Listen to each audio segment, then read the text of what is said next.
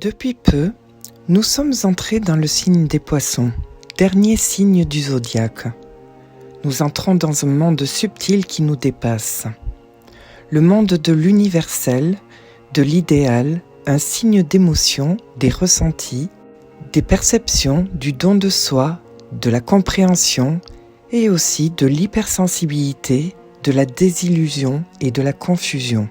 La situation mondiale démontre bien cette période de flou. Nous ne savons pas trop ce qui nous attend. Cette situation nous montre ô combien nous sommes tous interreliés, dépendants et tributaires des événements extérieurs. Au-delà de la confusion mondiale, nous terminons un cycle. Nous venons de traverser des moments difficiles, des épreuves, des périodes de chaos extérieur et intérieur. En sommes-nous sortis grandis, avec plus de discernement, plus de conscience ? Nous sentons les prémices d'un nouveau souffle, le balbutiement d'une vie nouvelle dans la conscience de la précédente. Que s'est-il passé en nous, à notre niveau et au niveau collectif ?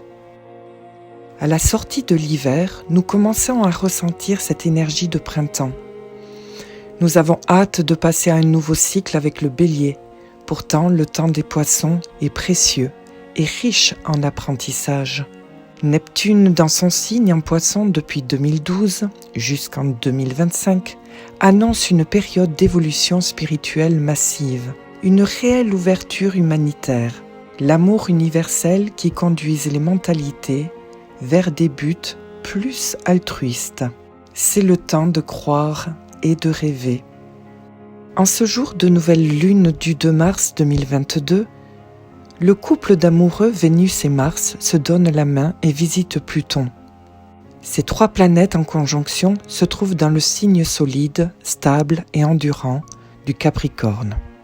Dans la plus haute vibration, elles œuvrent ensemble dans un même but, avec un souhait d'engagement, de réalisation, d'amour de soi, de l'autre, d'une relation à long terme.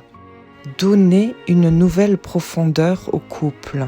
Quel est ce souhait d'amour que je recherche au plus profond de moi-même ? Qu'est-ce que je recherche dans le couple ? Suis-je dans une forme d'idéalisation ? Et si oui, suis-je condamné à faire l'expérience de la désillusion au travers de réalités terrestres qui ne correspondent pas à ce que j'espérais ?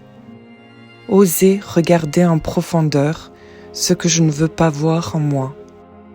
Pluton souhaite nous initier, nous pousser à aller plus loin. Ok, je lâche. J'accepte de faire quelques petits deuils dans mon système de croyances.